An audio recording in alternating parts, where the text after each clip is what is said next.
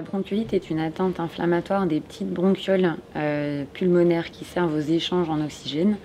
Cette atteinte inflammatoire est liée à un virus. Donc, il existe différents types de virus à l'origine de cette inflammation. Le plus fréquent, c'est le VRS, le virus respiratoire syncytial. Mais ça peut être également un virus de la grippe ou un rhinovirus qui donnerait un rhume chez un enfant plus grand ou un adulte et qui va venir déclencher une bronchiolite chez un plus petit bébé. Il existe différentes saisons également où ces virus sont plus développés du fait d'une température douce entre 12 et 15 degrés et un état pluvieux. Donc il y a un peu des épidémies de bronchiolite qui s'intercalent avec les autres épidémies de l'hiver.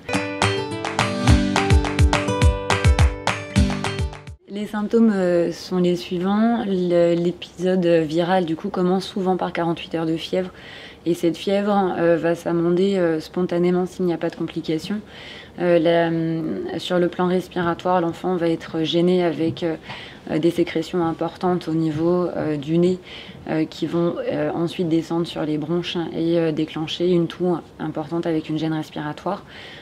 Typiquement, on décrit une polypnée, une accélération de la fréquence respiratoire, un balancement thoraco-abdominal parce que l'enfant va utiliser des muscles accessoires pour mieux respirer et un tirage intercostal qui montre qu'il peine pour inspirer et expirer son air. Il peut du coup être très affaibli, être très fatigué et moins bien manger. Voilà, présenter un état général un peu altéré qui fait consulter en général.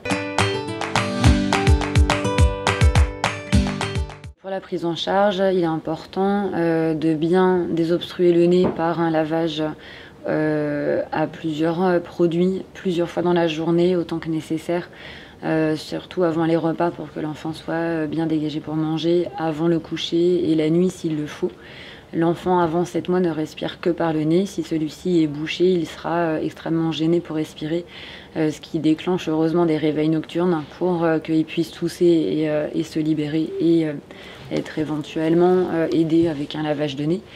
Il sera possible aussi de mettre en place de la kinésithérapie respiratoire qui est à la fois pour libérer les sécrétions pulmonaires que l'enfant ne pourra pas tousser seul et pour un suivi quotidien. La personne qui fera les soins pourra adresser soit à l'hôpital soit chez le pédiatre si l'évolution n'est pas satisfaisante.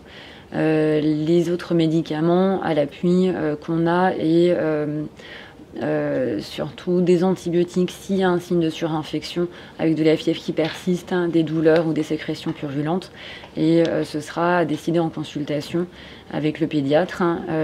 Du coup, il faut bien avoir en tête de consulter en cas de fièvre persistante au-delà de 3 jours, en cas de diminution des apports inférieurs à la moitié des apports habituels, en cas de bébés anciennement nés prématurés qui sont plus à risque de complications, et les plus petits bébés, les moins de 6 semaines, certainement directement aux urgences, et entre 6 semaines et 7 mois, de consulter rapidement pour une bonne prise en charge.